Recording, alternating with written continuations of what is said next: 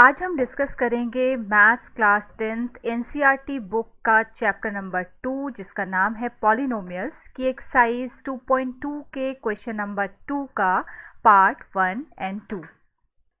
Question number 2 is find a quadratic polynomial each with the given numbers as the sum and product of its zeros respectively. Question number 1 में हमें एक quadratic polynomial की equation बनानी है और question में हमें sum of zeros and product of zeros already given है. आपको यहाँ पर टोटल 6 पार्ट दिख रहे होंगे. ईच पार्ट में हमें अल्फा प्लस बीटा यानी सम ऑफ ज़ीरोज़ और अल्फा इंटू बीटा यानी कि प्रोडक्ट ऑफ ज़ीरोज़ की वैल्यू गिवन है. तो चलिए सबसे पहले समझते हैं पार्ट 1.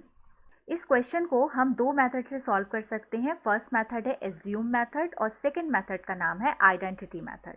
तो चलिए one by one in methods को डिस्कस करते हैं. चलिए तो फर्स्ट मेथड है एज्यूम मेथड. हमें पता है कि किसी भी क्वाड्रेटिक पॉलिनोमियल की जनरल इक्वेशन होती है ax square plus bx plus c. तो सबसे पहले जो क्वेश्चन में गिवन नंबर्स हैं यानी सम ऑफ ज़ीरो और प्रोडक्ट ऑफ ज़ीरो, इन दोनों की हेल्प से हम a, b और c की वैल्यू फाइंड करेंगे और उसके बाद इस जनरल इक्वेशन में a, b और c की वैल्यू को पुट कर देंगे जिससे हमारे पास एक क्वाड्रेटिक इक्वेशन बन जाएगी. तो चलिए सॉल्व करते हैं. देखिए इस क्वेश्चन में हमें गिवन है अल्फा प्लस बीटा की वैल्यू 1/4 के इक्वल. तो हम लिखेंगे alpha plus beta is equal to 1/4. और अल्फा प्लस बीटा का एक और फॉर्मूला भी होता है जो कि -b/a होता है. इसको हम 1/4 के इक्वल रख सकते हैं. अब इन दोनों को हम कंपेयर कर लेते हैं. तो आपको दिख रहा है कि b के सामने ये 1 लिखा हुआ है. इसका मतलब -b की वैल्यू आ गई 1. अब इस माइनस साइन को हम राइट हैंड साइड में भेज देते हैं तो b की वैल्यू आ जाएगी -1. तो इस तरह से हमें b की वैल्यू मिल गई. अब फिर से इसी इक्वेशन को देखते हैं. अब देखिए a के सामने लिखा हुआ है 4, तो यहाँ से हमें a की वैल्यू मिल जाएगी 4 के इक्वल. तो इस तरह से हमारे पास a और b इन दोनों की वैल्यू आ चुकी है. अब हमें निकालना है c की वैल्यू. तो हमारे पास ये जो दूसरा नंबर गिवन है ये है अल्फा इंटू बीटा यानी कि प्रोडक्ट ऑफ ज़ीरो. तो प्रोडक्ट ऑफ ज़ीरो हो जाएगा -1 के इक्वल. अब अल्फा इंटू बीटा का एक और फॉर्मूला होता है जो कि होता है c/a के इक्वल. ये भी -1 के इक्वल होगा. अब इस -1 के नीचे हम 1 लगा देते हैं. अब इनको भी हम कंपेयर कर लेते हैं. बट a की वैल्यू कंपेयर करने पे हमें 1 दिखाई दे रही है, लेकिन ऊपर हमने a की वैल्यू 4 निकाली है. तो यहाँ पर हमें 4 से मल्टीप्लाई और 4 से डिवाइड करना होगा जिससे कि कंपेयर करने पर यहाँ भी a की वैल्यू सेम यानी कि 4 मिलेगी. तो अब c/a हो जाएगा -4/4. अब इसको फिर से कंपेयर कर लेते हैं. तो c के प्लेस पे आपको दिख रहा है कि -4 लिखा है, तो c की वैल्यू आ गई -4. a की वैल्यू भी यहाँ पर आपको 4 दिख रही है जो ऑलरेडी हमने ऊपर लिखी हुई है. अब ये जो a, b और c की वैल्यूज़ हमें मिली हैं इसको हम इस जनरल इक्वेशन में पुट कर देंगे. a के प्लेस पर हम रखेंगे 4, तो 4x² हो जाएगा. b के प्लेस पर हम रखेंगे -1, तो -1x हो जाएगा. ऐसे ये जो c है c के प्लेस पर हम ये -4 पुट कर देंगे यानी कि हो जाएगा प्लस माइनस -4. अब नेक्स्ट स्टेप में 4x² -1 की x से मल्टीप्लाई अगर हम करेंगे तो हमें x ही मिलेगा और ये -4 रहेगा. तो इस तरह से हमारे पास ये बन गई क्वाड्रेटिक इक्वेशन. तो इस तरह से एज्यूम मेथड से हम क्वाड्रेटिक इक्वेशन बना सकते हैं.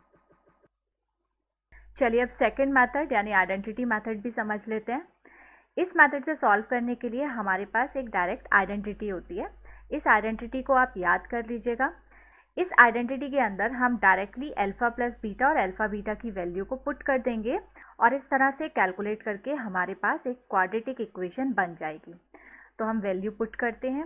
x² minus alpha plus beta. Alpha plus beta की वैल्यू हमें गिवन है 1/4, तो यहाँ हम पुट कर देंगे 1/4. x ऑलरेडी इस आइडेंटिटी के अंदर है plus alpha into beta product of zero हमें क्वेश्चन में गिवन है -1. अब इसको हम कैलकुलेट कर लेते हैं. तो एलसीएम लेने के लिए डिनोमिनेटर में हम 1 पुट कर देते हैं. अब इस इक्वेशन का एलसीएम ले लेते हैं. तो एलसीएम आ जाएगा 4. अब इस x² की हम 4 से मल्टीप्लाई करेंगे तो 4x² हो जाएगा. अब इस 1 की मल्टीप्लाई हम कर देंगे x से, तो यहाँ पर हो जाएगा -x और लास्ट टर्म में एलसीएम लेने पर आ जाएगा -4। अब डिनोमिनेटर में जो 4 है इसको हमें एलिमिनेट करना होता है, तो हम इक्वल टू रख देंगे 0। तो अब हमारे पास इक्वेशन हो जाएगी 4x square minus x minus 4 equal to 0 into 4। Denominator में जो 4 है वो 0 के साथ मल्टीप्लाई में आ जाएगा। अब हमारी इक्वेशन हो जाएगी 4x square minus x minus 4 equal to 0।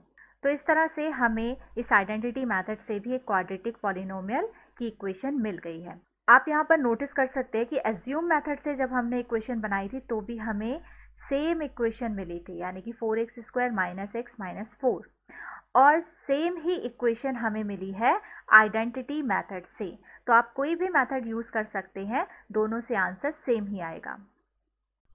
चलिए अब समझते हैं पार्ट 2। सबसे पहले हम एज्यूम मेथड से इक्वेशन को सॉल्व करते हैं। हमें पता है कि जनरल इक्वेशन होती है ax square plus B X plus C. तो सबसे पहले हम a, b, c की वैल्यू इन गिवन नंबर्स की हेल्प से निकाल लेते हैं। क्वेश्चन में हमें अल्फ़ा प्लस बीटा की वैल्यू गिवन है √2 और अल्फ़ा बीटा की वैल्यू गिवन है 1/3 के इक्वल। हमें पता है कि अल्फ़ा प्लस बीटा होता है -b/a, तो -b/a भी √2 के इक्वल होगा। ऐसे ही अल्फ़ा इंटू बीटा होता है c/a के इक्वल, तो c/a की वैल्यू हो जाएगी 1/3। कंपैरिजन करने के लिए हम इस √2 के नीचे 1 लगा सकते हैं, बट अगर आप इन दोनों फॉर्मूलों को ध्यान से ऑब्जर्व करेंगे तो यहाँ पर a की वैल्यू कंपेयर करने पे 1 मिलेगी और इस जगह a की वैल्यू कंपेयर करने पे 3 मिलेगी, जो कि अनइक्वल होगी। तो सबसे पहले हमें a की वैल्यू को इक्वल बनाना होगा। तो अगर हम इस √2 को मल्टीप्लाई कर दें 3 से और डिवाइड कर दें 3 से, तो डिनोमिनेटर में a की वैल्यू यहाँ पर भी हमें 3 ही मिलेगी।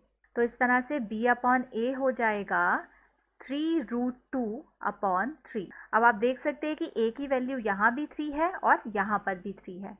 तो अब हम कंपेयर कर लेते हैं।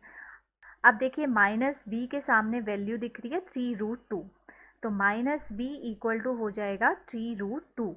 अब ये माइनस साइन हम राइट हैंड साइड में ले जाएंगे, तो b की वैल्यू आ जाएगी -3√2।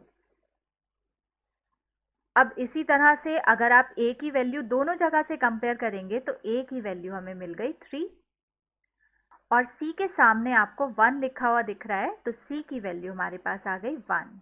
अब a, b और c इन तीनों वैल्यूज़ को हम इस जनरल इक्वेशन में पुट कर देंगे, तो हमारी इक्वेशन बन जाएगी 3x स्क्वायर।